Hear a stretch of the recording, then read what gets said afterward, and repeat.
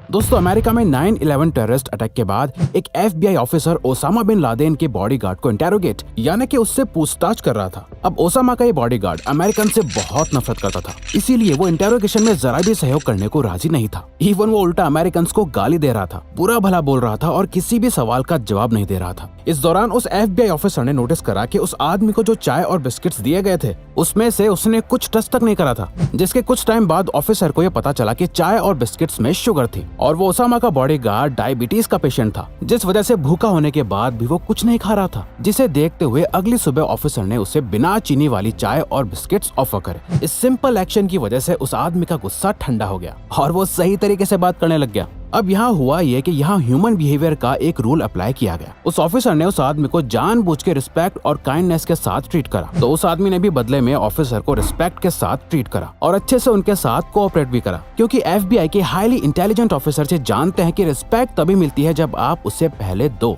अब वैसे तो हर कोई चाहता है कि लोग उनकी रिस्पेक्ट करें। इसका एक सिंपल रूल यह है कि अगर आप लोगों की रिस्पेक्ट करोगे तो लोग भी बदले में आपकी रिस्पेक्ट करेंगे। लेकिन अगर फिर भी लोग रिस्पेक्ट ना करें तो क्या करें? इसीलिए हम आपको ऐसे 7 तरीके बताने वाले हैं जिन्हें सीखकर आप लोगों से अपनी रिस्पेक्ट करवा सकते हो। आप अपने आसपास के सभी लोगों की नजरों में रिस्पेक्ट अर्न कर सकते हो, क्योंकि रिस्पेक्ट सिर्फ मांगने से नहीं मिलती बल्कि रिस्पेक्ट कमानी पड़ती है। नंबर 1, से with your words, prove with your actions. एक बार एक इंटरव्यू में रतन टाटा से जब पूछा गया कि वो अंबानी की तरह दुनिया के टॉप रिचेस्ट लोगों के लिस्ट में क्यों नहीं है, तो बहुत ही हम्बल तरीके से उन्होंने जवाब देते हुए कहा कि अंबानी बिजनेसमैन है और हम टाटास इंडस्ट्रियलिस्ट हैं। हमारा एम है इस दुनिया को एक बेटर सोसाइटी बनाना, सिर्फ अपनी जेबें भरना नहीं। हम जिस दुनिया में रहते हैं इस पूरे वर्ल्ड को एक अच्छी जगह बनाना चाहते हैं, ना कि सिर्फ अपना घर बड़ा करना चाहते हैं। अब दोस्तों, अगर यही बात विजय माल्या बोल रहा होता तो आप अभी हंस रहे होते, पर क्योंकि रतन टाटा ने जो अपनी वैल्यू शेयर करी उसके पीछे उनके एक्शंस रिस्पॉन्सिबल है। टाटा एंड सन्स ने दुनिया भर में 4.5 लाख लोगों को एम्प्लॉयमेंट दिया है और ग्लोबल पेंडेमिक के दौरान उन्होंने 1500 करोड़ का डोनेशन करा था और इसी वजह से दुनिया भर में रतन टाटा जी की आज बहुत रिस्पेक्ट है, क्योंकि जो वो बोल रहे होते हैं वो उनके एक्शन से बहुत अच्छे से दिखाई भी देता है। लेकिन आज के वक्त में अधिकतर लोगों की बातें तो बड़ी बड़ी होती हैं, लेकिन उनके एक्शंस उनकी बातों के साथ मैच नहीं करते, तो उनकी फैमिली, फ्रेंड्स, पार्टनर या आसपास के लोग उनकी बातों की और उनकी रिस्पेक्ट नहीं करते। तो इसीलिए हमारे वर्ड्स और एक्शंस भी आपस में मैच करने चाहिए, जिससे आप ये प्रूव करो कि आप सिर्फ बातों से ही नहीं बल्कि रियलिटी में भी वही इंसान हो जैसे आप दुनिया को दिखा रहे हो, और आपकी इस क्वालिटी से लोग आपको रिस्पेक्ट जरूर करते हैं। Number 2, don't apologise when you don't have to. दोस्तों, अपनी गलती मानना, ये एक्सेप्ट करना कि आप गलत हो और आप अपने आप को बेटर बनाना चाहते हो, ये आपको एक रिस्पेक्टेड पर्सन बनाता है। पर अगर आप बार बार अपनी गलती मानते रहते हो, हर बार सॉरी बोलते रहते हो, तो इससे आप एक वीक पर्सन की तरह नजर आते हो जो हर बार कोई ना कोई मिस्टेक करता रहता है और अपनी मिस्टेक से सीखता भी नहीं। ऐसे लोग अपनी मिस्टेक पर तो सॉरी बोलते ही हैं, साथ ही जब उनकी कोई गलती भी नहीं होती पर सामने वाले के डर से या उन्हें अच्छा फील कराने के लिए भी लोग माफी मांगने लगते हैं और बात बात पर सॉरी बोलने लगते हैं। इससे सामने वाला भी उनके लिए रिस्पेक्ट खो देता है, क्योंकि वो हमेशा दूसरों को खुश करने में लगा रहता है और उनका खुद का कोई स्टैंड नहीं होता। इसीलिए चाहे कुछ भी हो जाए, इन 3 चीजों के लिए आपको कभी भी सॉरी नहीं बोलना चाहिए। पहला, जहां आपकी कोई गलती नहीं है। दूसरा, जहां आपका कोई कंट्रोल नहीं है। तीसरा और लास्ट, जो चीजें आपकी पर्सनैलिटी का पार्ट हैं जिन्हें आप बदल नहीं सकते और ना ही बदलना चाहते हो, क्योंकि वो आपको यूनिक बनाती हैं। ऐसी चीजों के लिए कभी भी सॉरी मत बोलो और लोग आपकी रिस्पेक्ट करने लगेंगे। नंबर 3, मेक योरसेल्फ ए प्रायोरिटी। दोस्तों, एक रूल है हार्ड टू गेट, जिसमें आपको करना बस इतना होता है कि आपको अपने आप को फर्स्ट प्रायोरिटी में रखना होता है और हमेशा हर किसी के लिए अवेलेबल नहीं रहते। आप ऐसे पर्सन बन जाते हो जिसके कांटेक्ट में आना और उनसे कनेक्शन बनाना बहुत मुश्किल है, जहां आप अधिकतर लोगों को इग्नोर करते हो और बस अपनी लाइफ पर फोकस करते हो। अब इकोनॉमिक्स के सप्लाई एंड डिमांड मॉडल की तरह ही जब आपकी लोगों की लाइफ में सप्लाई कम रहती है तो आपकी डिमांड बढ़ने लगती है और लोग इस बात से बहुत ज्यादा अट्रैक्ट होने लगते हैं, क्योंकि आज के टाइम पर उसी की रिस्पेक्ट करी जाती है जो बाकी से अलग हो और अपने आप को फर्स्ट प्रायोरिटी की तरह देखता है। अब यहाँ हमारा मतलब सेल्फिश होना नहीं है, क्योंकि सेल्फिश लोग वो होते हैं जो सिर्फ और सिर्फ अपने बारे में सोचते हैं, जिनकी कोई रिस्पेक्ट नहीं करता, बल्कि वहीं जो लोग खुद को प्रायोरिटी देते हैं वो बाकी लोगों का भी सोचते हैं, बट सबसे पहले वो अपने बारे में सोचते हैं, उसके बाद किसी और के, और इस बात की लोग बहुत रिस्पेक्ट करते हैं। Number 4, ask more questions and listen well. क्या आप कभी ऐसे लोगों से मिले हो जिनसे जब आप कुछ बात शेयर करते हो या कोई नॉलेज की बात करते हो तो वो आपकी पूरी बात सुनने से पहले ही ये बोलते हैं, हाँ मुझे पता है, या आपकी बात खत्म होने के बाद वो ये बोलते हैं कि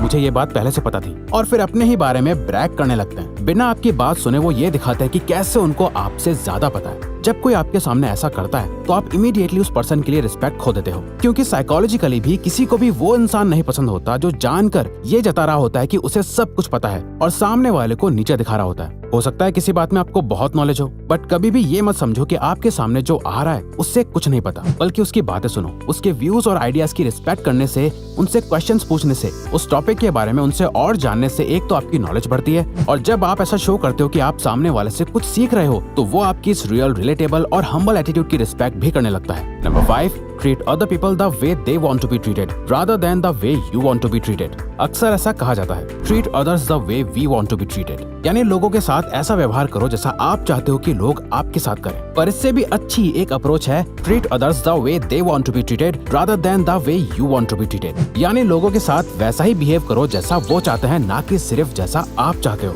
इस रूल को साइकोलॉजी में प्लैटिनम रूल भी कहा जाता है, जिसके अकॉर्डिंग जब आप किसी से बात कर रहे हो तो इस पे फोकस करो कि उन्हें क्या चाहिए। अब जरूरी नहीं है कि वो जो चाह रहे हैं उन्हें वो दे दो, बल्कि सामने वाले की बातें समझ के और अपनी जरूरत के अकॉर्डिंग एक विन विन सिचुएशन बनाओ जिसमें दोनों का फायदा हो। फॉर एग्जाम्पल, अगर आपसे कोई बहुत बड़ी हेल्प मांग रहा है लेकिन आप उतनी बड़ी हेल्प करने के कैपेबल नहीं हो, तो आप कह सकते हो कि मैं इतना ज्यादा तो नहीं कर सकता, लेकिन जितना मेरे बस में है मैं उतनी हेल्प जरूर करना चाहता हूँ। इससे आप ये शो करोगे कि आप रियल हो और आप उसकी केयर करते हो। और आजकल अधिकतर लोग ये फील करना चाहते हैं कि आपको उनकी फिक्र है और आपके द्वारा की गई हेल्प से उसकी नजर में आपके लिए रिस्पेक्ट बढ़ जाएगी। Number 6, don't always be likeable, do what's right. Respected होने का मतलब बहुत लोग गलत समझ लेते हैं। बहुत लोगों को लगता है कि रिस्पेक्टेड होने का मतलब है लोग उन्हें बहुत पसंद करेंगे, पर हम ये मिथ ब्रेक करना चाहेंगे। देखो, अगर आप चाहते हो कि लोग आपकी रिस्पेक्ट करें तो आपको ये पता होना चाहिए कि रिस्पेक्टेड फील करना कैसा होता है, जिसमें लोग आपको पसंद करें और आपकी तारीफ करें।